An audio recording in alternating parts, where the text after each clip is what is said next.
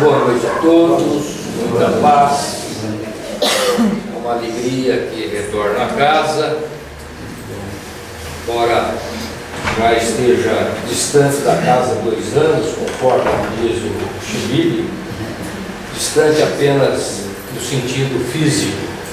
É uma casa a quem eu tenho profundo respeito pelo trabalho que desenvolve. Muito obrigado. O sonho de um jovem português foi abatido quando, na gráfica em que trabalhava, perdeu o dedo mínimo de uma das suas mãos. Seu sonho era ser pianista.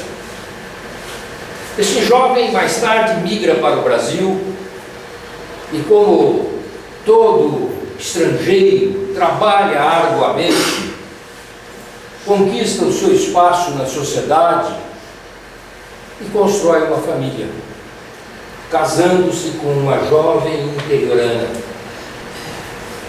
Nascem 4 filhos, 2 dos quais despontam pendores para a música. E o pai resolve então associar-se a este sonho. Presentei os filhos com piano, dá-lhes uma professora e mais tarde um mestre conhecido da música clássica. Este jovem, quando atinge a idade de 8 anos, estava pronto para a sua primeira apresentação pública. Ainda criança, vestindo com um terninho, com calças curtas, dirige-se para o palco. Antes, porém, os pais estavam ansiosos, temerosos de que pudesse acontecer algo ao jovem musicista. A mãe espírita recebe então o espírito de um italiano, Ferrucini Busoni, um mestre da música italiana, um grande pianista, talvez um dos maiores que já estiveram na Itália, compositor. E ela, que não falava uma única palavra em italiano, dá uma comunicação dizendo ao jovem: tenha confiança, estarei com você sempre, e você fará muito bem o seu trabalho, como de fato aconteceu na primeira apresentação desse jovem. As coisas se desenrolaram até os 12 anos de idade, quando a mãe então não mais recebe este espírito. A esta altura, este jovem já estava participando de conclaves internacionais, reuniões com grandes músicos, participando ativamente da vida musical, a música clássica. Aos 21 anos de idade, ele foi apresentado no principal palco dos Estados Unidos, o Carnegie Hall, e apresentado pela senhora Eleonora Roosevelt, esposa do ex-presidente Roosevelt. Dizia ela à plateia que ali estava um jovem com 21 anos de idade, o mais jovem e promissor pianista que pisara então naquele palco. Tratava-se de um brasileiro, João Carlos Gandra da Silva Martins, o nosso João Carlos Martins.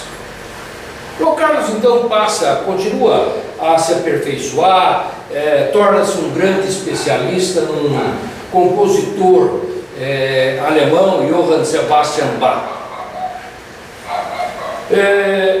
A ponto de um grande pintor italiano, Salvador Dalí, dizer a ele um dia: ô João Carlos, diga para todo mundo que você é o maior especialista do mundo. E eles um dia vão acreditar. Eu digo que sou o maior pintor do mundo, eles já acreditam. Um crítico inglês, alguns anos mais tarde, rememorando este fato, disse: João Carlos não precisou esperar muito tempo para ser considerado o maior especialista em Bach. Porém, algumas coisas aconteceriam ao pianista João Carlos. Gostava ele de futebol, como filho de português, deve ser um dos únicos torcedores da Portuguesa de Desportes. Jogando futebol no Central Park em Nova York, cai e rompe o nervo de um dos dedos da mão esquerda. É obrigado a parar de tocar e fica ali durante meses para se recuperar, passando por fisioterapia, por dores profundas, se recupera e procura então realizar o sonho de gravar toda a obra de Bach, como de fato fez. São 20 CDs. Ocorre que ele havia desenvolvido uma habilidade, uma rapidez imensa na execução deste compositor. Mas ele se vê atingido novamente por uma doença que vai deformando as suas mãos. E isto fez desistir da música.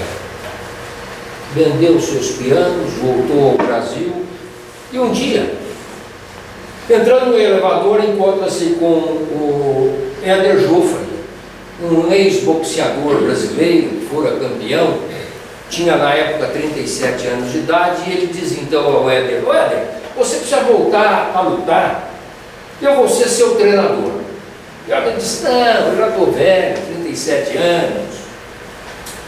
Mas passam alguns dias, o Éder dá um retorno para ele: João Carlos, vou voltar a lutar.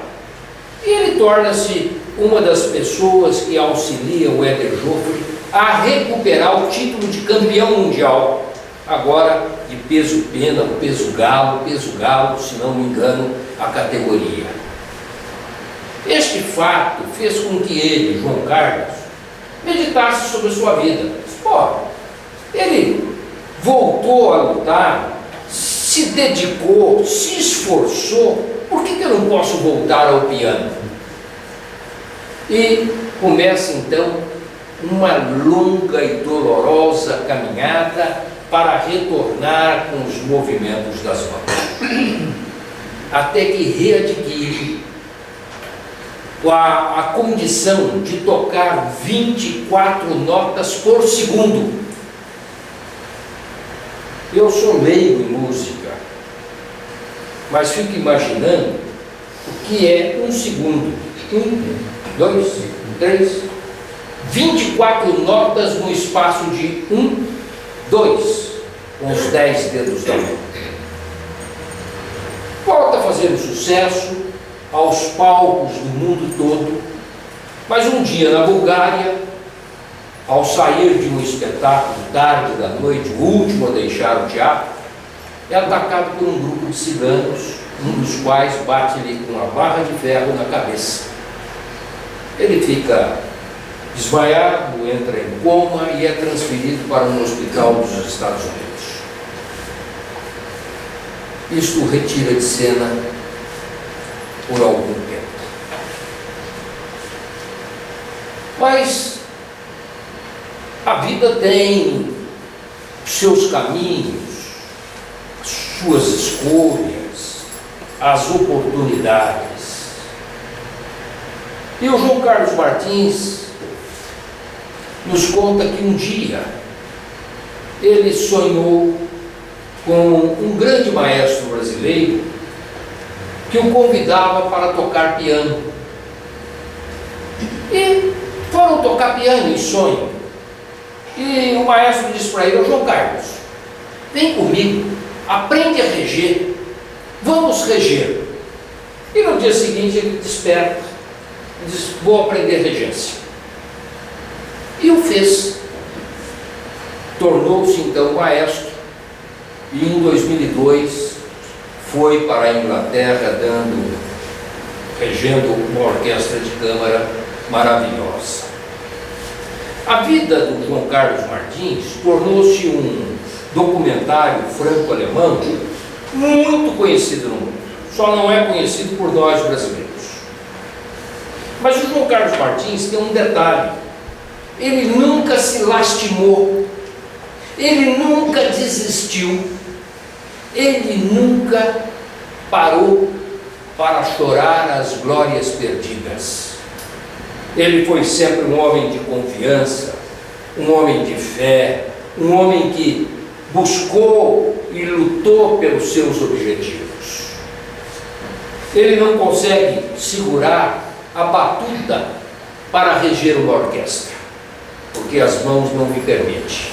Aliás, um desses domingos preguiçosos que a gente tem e passa na frente da TV, apertando o botãozinho, procurando alguma coisa que nos sirva, encontrei um programa da Hebe Camargo com o João Carlos Martins. E o João Carlos contava a seguinte história: quando eu fiquei com uma das mãos muito ruim, a outra ainda estava razoável, um amigo me disse: João Carlos, tem aí um curandeiro, um pai de santo, muito bom, e ele está fazendo curas maravilhosas, por que você não o procura? Você que já procurou médicos do mundo todo. E ele foi, procurou. O curandeiro fez algumas orações, rezou bastante e disse para ele: Seu João, fique tranquilo que a sua mão vai ficar uma igual à outra. Ele disse: ficou mesmo. É um homem que tem um humor maravilhoso. Ao que tem se dedicado João Carlos Martins? A resgatar crianças da periferia e ensinar música. Hoje ele é regente de uma escola, de uma orquestra de música clássica, orquestra sinfônica do SESC. No ano passado, em setembro do ano passado, ele levou esses jovens aos Estados Unidos, num palco em Nova York chamado Lincoln Center. 3 meses antes do espetáculo, os 2.800 lugares estavam todos ocupados. Já haviam sido vendidos. Fez uma belíssima apresentação, levou lá 4 pessoas da escola de samba Vai Vai, do Rio de São Paulo, uma escola de samba que no ano passado o homenageou. E foi campeã do Carnaval de São Paulo. E ele populariza a música clássica. Ele faz uma mixagem da música clássica com a música popular, traz a música popular tocada por uma orquestra sinfônica. E apresentou ali um jovem de 12 anos, contando essa história que ele aos 21 anos foi apresentado com uma esperança para a música. E dizia: este jovem é uma grande esperança para a música. E mais, levou um jovem de 18 anos, rapaz moreno, magrinho, tenor, e encheu aquele imenso teatro com uma voz esplendorosa. Este jovem, ele descobriu cortando cana em Sertãozinho, demonstrando que Deus coloca talentos em todos os locais, mas é necessário que os talentosos, é necessário que todos nós que temos talentos dentro de nós, os coloquemos para fora. Nós não somos seres sem esses talentos. Todos nós os temos, em maior ou menor escala, e serve sempre para alguma coisa. Nós, espíritas em especial, que nos dedicamos à reforma íntima, devemos meditar sobre a vida destas pessoas que vêm para exemplificar. E a gente precisa aprender a não se lastimar, a não ficar chorando pelos cantos, a lutar pela vida, a agradecer ao Pai as oportunidades que temos, inclusive as oportunidades dolorosas, porque são essas, quando vencidas, que nos alavancam no progresso espiritual. Por vezes, nós nos deixamos abater por problemas pequenos, e às vezes somos causadores de problemas pequenos. Uma pequena palavra que a gente solta e que fere o outro, uma ação equivocada, às vezes uma ação no trânsito. Eu ontem passei um dia terrível por uma bobagem no trânsito em São José do Rio Preto, em que fiquei vexaminado comigo mesmo. Coisas que a gente momentaneamente não está seguro de si mesmo, parece que abandona o caminho e faz uma bobagem, aquelas de abrir o vidro e discutir um pouquinho com a pessoa do lado. Espero que ele, anonimamente, porque não nos conhecemos, possa me perdoar pelo equívoco. Mas nós temos que reconhecer os erros. Nós homens temos um costume, somos tratados pelas nossas mulheres 365 dias por ano. Elas nos colocam o almoço e o jantar na mesa. O dia que o salzinho ultrapassa, nós reclamamos para comer. Não é assim? E não louvamos os outros 364. Precisamos mudar a nossa conduta. Ficar lastimando não resolve problemas. Há um ditado chinês que diz que a gente não deve lastimar aquilo que não tem. E a gente sempre está procurando, choramingando por aquilo que não tem. Se você tem um Fusca 70, você quer ter um 72. Se você tem uma casa, o meu é 70, né, Cochito? Se você tem uma casa com 2 quartos, você já sonha em querer ter uma de 3. Não está bem?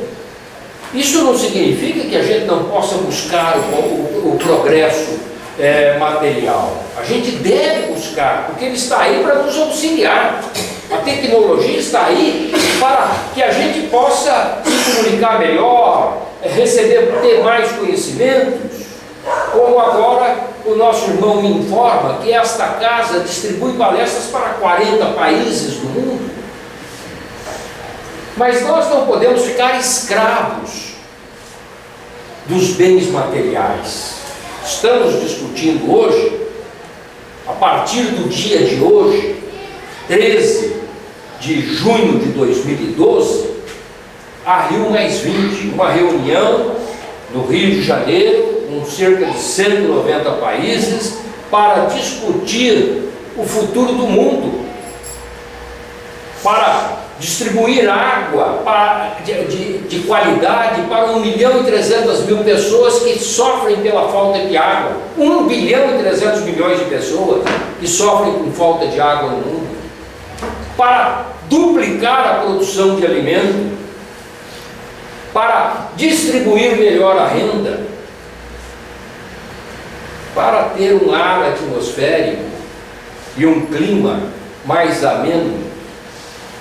Mas acima de tudo, nós não salvaremos o planeta se não começarmos a reforma por nós mesmos. Somos consumistas demais.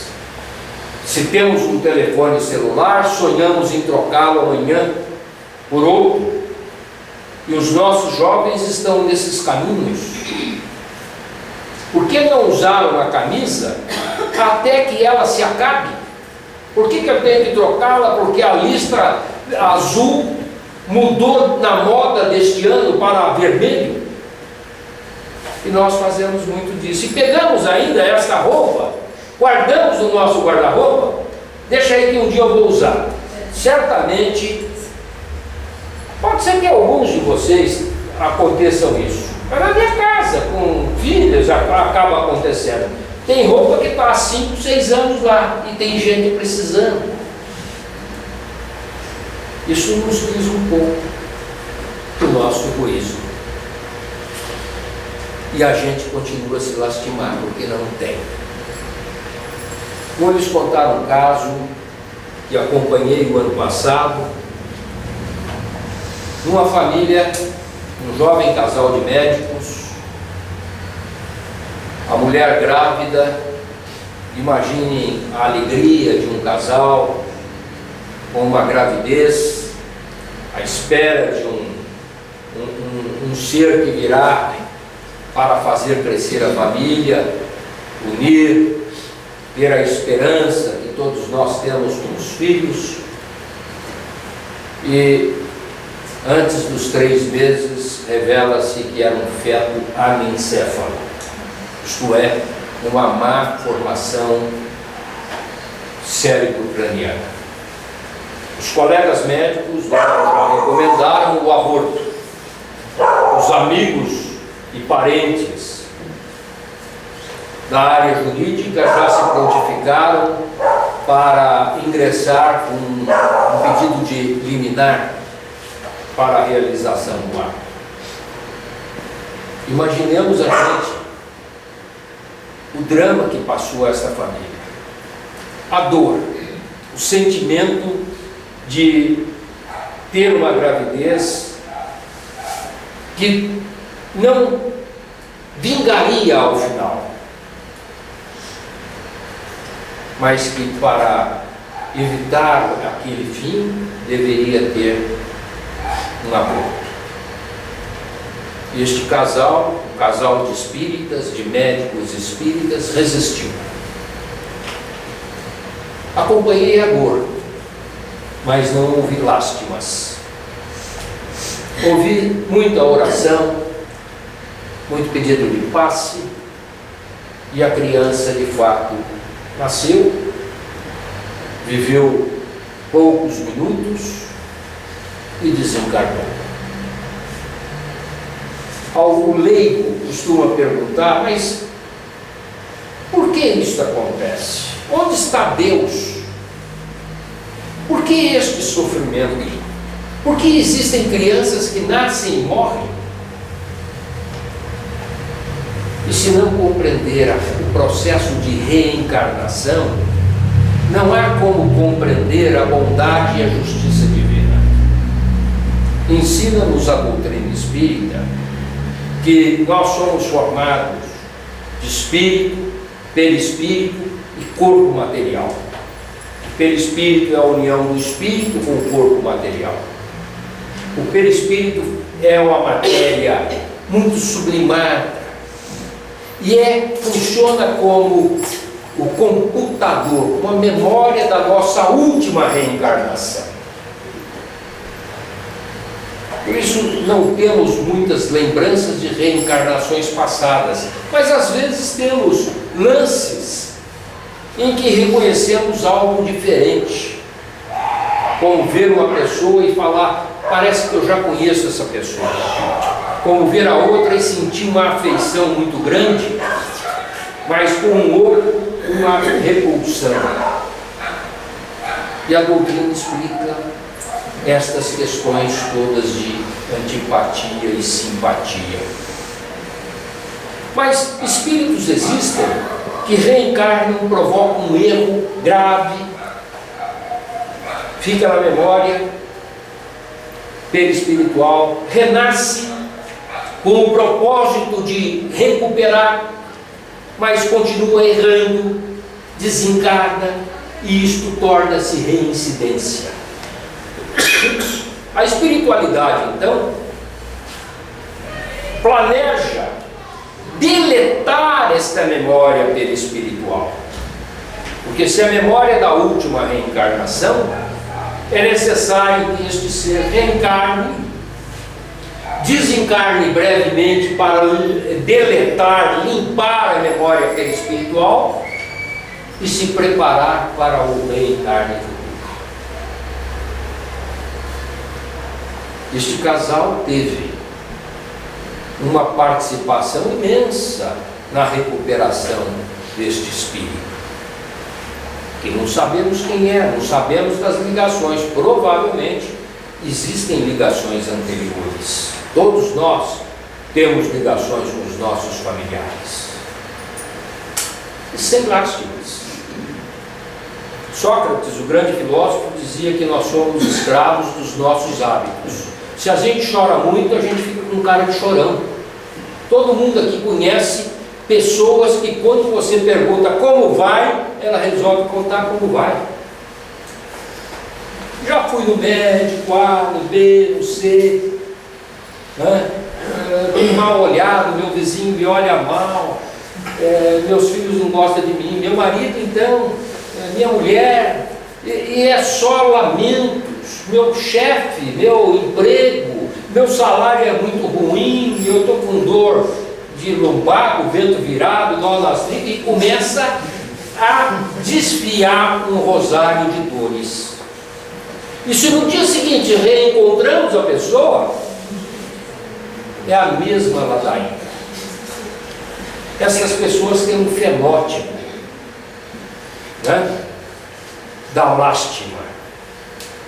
São geralmente pessoas que envelhecem rapidamente, entristecem, têm um clima espiritual pesado.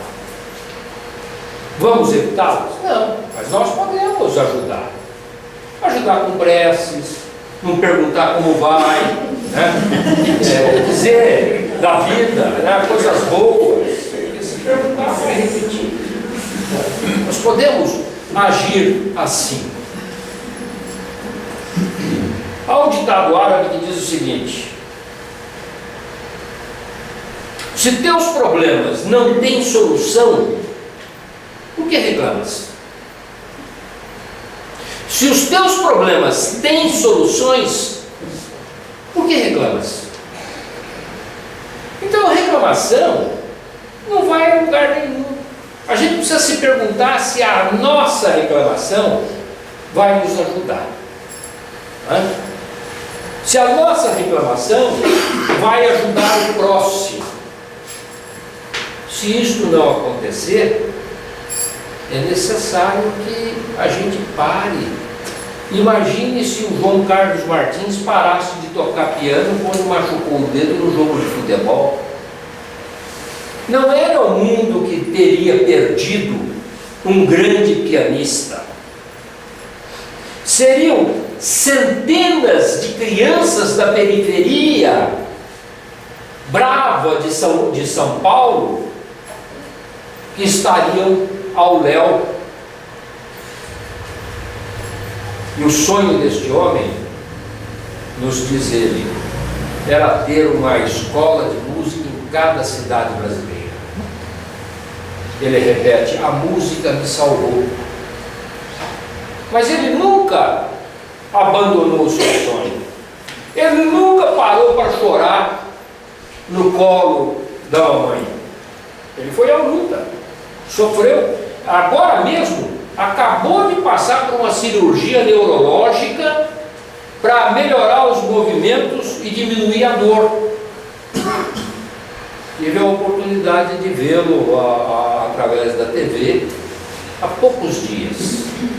Né? Talvez muitos dos senhores o tenham visto no programa do jogo.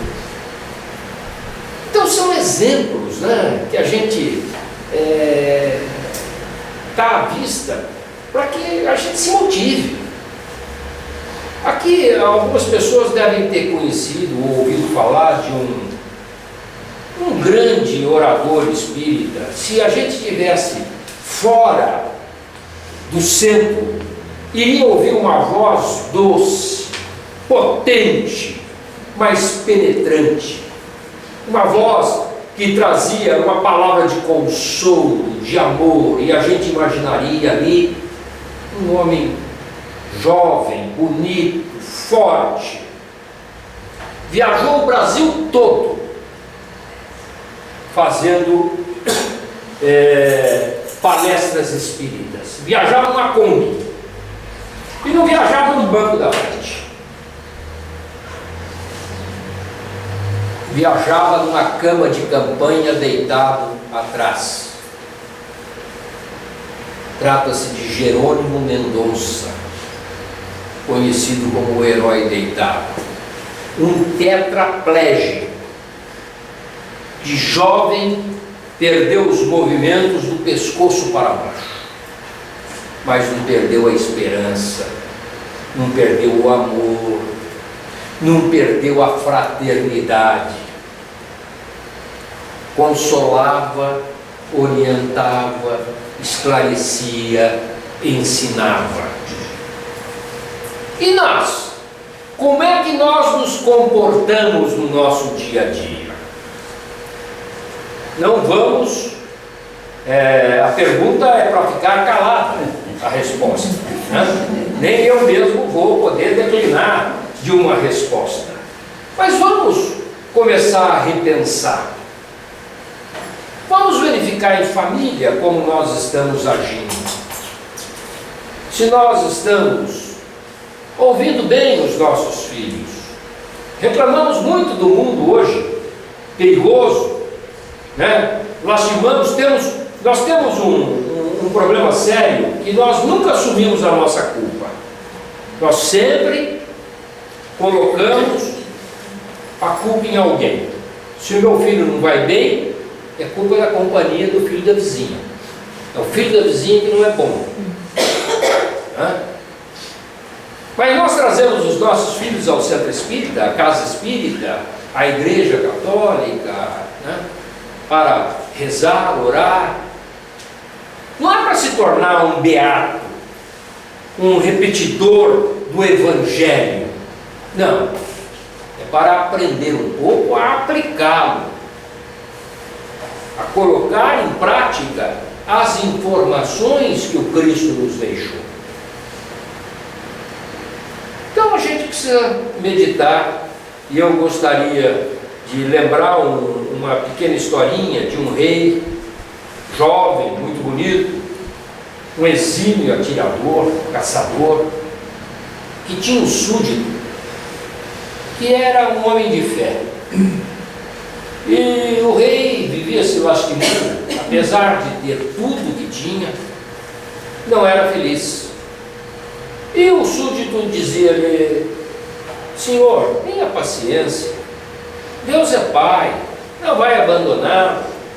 Ah, você com seu Deus, que não acredita, veja aí você não tem nada, e o seu Deus não lhe dá isso. E um dia saem a caçada, se perdem no meio da mata do grupo principal. O rei e o súdito são atacados por uma fera, e esta fera luta, e eles lutam para se desvencilhar, e depois de muito lutarem, conseguem fugir. E o rei, com um ferimento, perdeu o dedo indicador, que era o dedo que ele apertava o gatilho. E lastimava por isso, enquanto o súdito dizia: Senhor, vamos agradecer a Deus, nós saímos com vida. E irritou o rei, que determinou a prisão do súdito. Onde já se viu? Eu perco um dedo e ele ainda devo dizer que agradeço a Deus? O tempo passa, o rei novamente se recupera e prepara uma nova excursão em terras distantes. Mas não sabia ele que naquelas terras existia uma tribo que fazia oferendas aos seus deuses, oferendas humanas. E ele foi capturado. E no altar do sacrifício, quando foi para ser sacrificado, verificaram que lhe faltava um dedo. Não, para aí. Nós não podemos oferecer ao nosso Deus uma pessoa defeituosa. Soltaram. E ele saiu então meditando. Puxa vida. Bem que aquele súdito me dizia que alguma coisa de bom a gente sempre tem. Né? E falava de Deus. Não acredito, mas ele tem, olha. Se eu tivesse os 10 dedos, eu agora estaria morto. Resolve soltar o súdito, que vem muito agradecido. E diz: está vendo, majestade, Deus é bom, Deus atende a todos nós. Isso é, mas o teu Deus não atendeu nos anos de prisão que você aí ficou. Eu não acredito no teu Deus. Majestade, se estivesse eu solto, certamente estaria com o senhor na caçada. Como tem os 10 dedos da mão, seria eu o sacrificado. Veja como Deus é bom. Então nós podemos olhar a vida, os problemas da vida, por ângulos diferentes. Nós às vezes lastimamos certas coisas, nós costumamos pedir muita coisa, pedir a Deus bens materiais, sucesso profissional, né? Isso virá como decorrência da nossa vida. Mas nós oramos pedindo a Deus humildade, oramos a Deus pedindo que nos dê mais paciência, que sejamos mais comedidos nas nossas ações em famílias. Vamos meditar sobre isso. E para encerrar, eu trouxe uma mensagem de André Luiz, de Emmanuel, exatamente a respeito do texto, chamada Não Lastimes. Nos ensina Emmanuel: